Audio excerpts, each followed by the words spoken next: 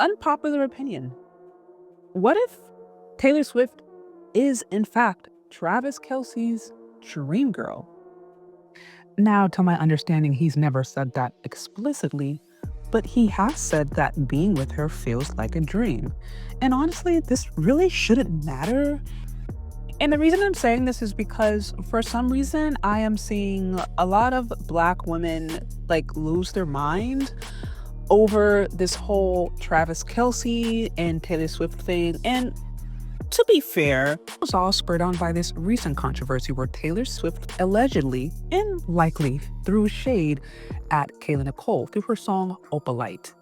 Let's just be really, really, really crystal clear. While there's a lot of women who are taking this personally and thinking that Taylor Swift is in some like insecure place and just can't get Kayla Nicole off her mind, like I want y'all to remember that she's actually trying to sell a CD and she needs to get press. And one of the like best ways to get press is to have people talking about your CD. And by the way, like it is so common for a lot of these media companies and a lot of these places to leverage beef, fabricated beefs, fabricated tensions, drama between celebrities, between names, so that we the average everyday women can celebrity gossip and promote their products. So I want y'all to remember that Taylor Swift is actually a businesswoman before she's anything else. Like she's a successful businesswoman, she's a successful artist, and she is ultimately here to make money.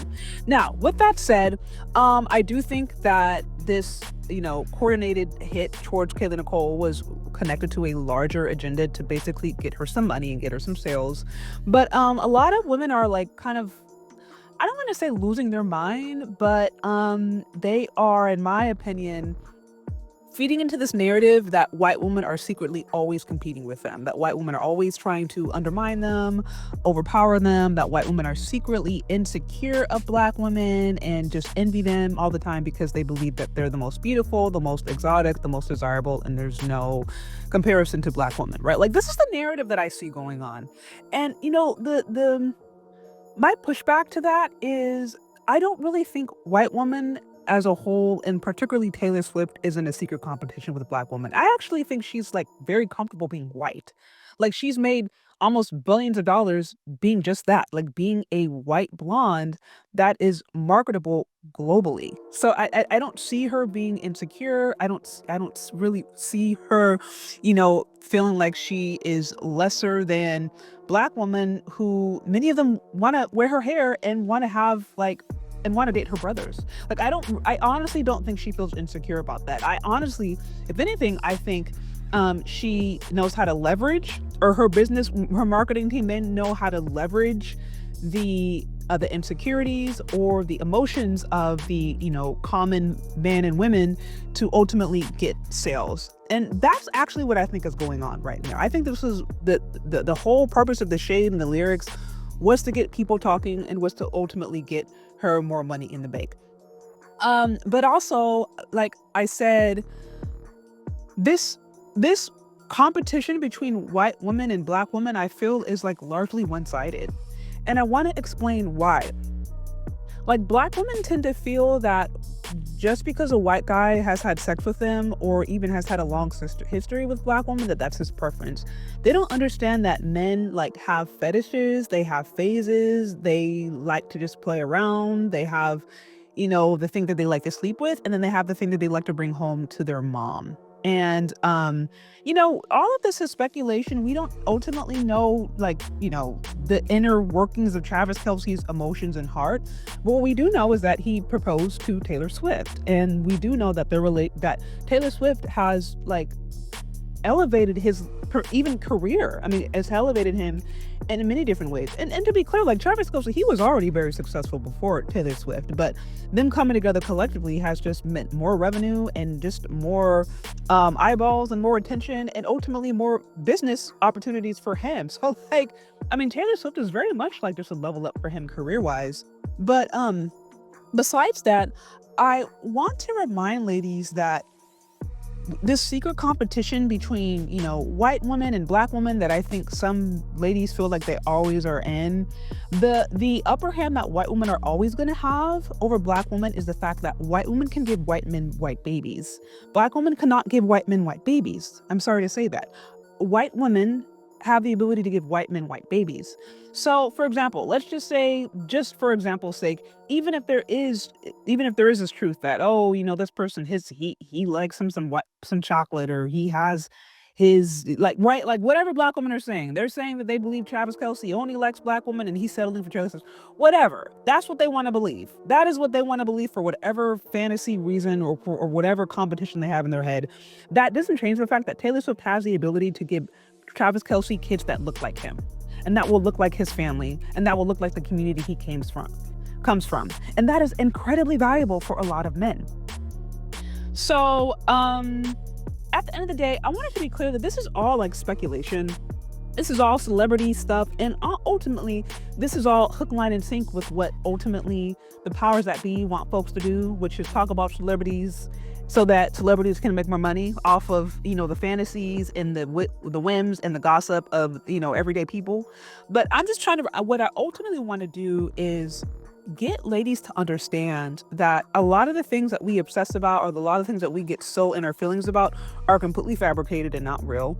And secondly, like, we have to be reminded of like what race actually means. Like, just because a white guy sleeps with black women does not mean that that's necessarily his preference. I mean, a white guy can sleep with 50 women and then, the next day up and bring home a white blonde and marry her and have kids and build a legacy. Like, that happens all the time. And the reason I'm saying that is because men look at these things differently. Men look at relationships differently. It's not just about, oh, she got her body's tea, she got dark chocolate, she got swag. Like, I think these are the things that women like to tell themselves so that they feel that they are better than like the Beckys with the good hair, or the white girls that they feel like they're competing with. But like, being a wife material isn't just about having body. It's not just about having like swag, or having spunkiness, or having the black girl magic. Like, that's black girl magic doesn't necessarily mean you know how to be a wife. Like, there's more to that. And there is something to having a shared culture. There is something to having like a shared experience, to even being on this like similar level career wise. Like, they're very much both bringing things to the table. So neither Taylor Swift or Travis Kelce have to worry about taking each other's money. Like, people acting like Travis Kelce was some freaking like, dude in the post office who's marrying a multimillionaire. Like, he was a Super Bowl champion, right? Like, so they're very much meeting in the middle, which can be valuable if you're like a person with status who's concerned about, just someone not loving you but loving what you bring, which can be very valuable if you're a person that constantly worries about whether or not you can find someone who actually loves you for you and doesn't love like your name or your brand or your celebrity status. So, they seem very much matched. And like I said, we don't know the inner workings of the relationship. But what I'm trying to articulate to ladies is like, we have to get beyond the optics of all of this. A lady having body that's tea, nice curvy shape, black girl magic, whatever. Like, there's so much more that goes into a relationship. Shared cultural values, shared spiritual values, you know, coming from the same community, that can be really important and actually can be a benefit. And then, there's something really powerful about being able to produce kids that look like, you know, and then also kids in legacy. Right? And if you are a man, which many men are, if you're a man that really wants kids who look like you or look like the community that you come from, you're going to keep that in the back of your mind when it comes to actually settling down. And I'm not saying every man thinks like this, not every man, but there are plenty who do, and they take that into consideration. So men don't look at the stuff the same way women look at this. And also, I think we can be in acceptance that I really believe that white women do not feel threatened by black women who consistently show and demonstrate that they want hair that looks like them. I'm so sorry. Like, as long as black women continue to wear like literally hairstyles that emulate Becky with the good hair, then white women, I think, even if they don't say it, they're always going to feel like they have the upper hand when it comes to these kinds of different things.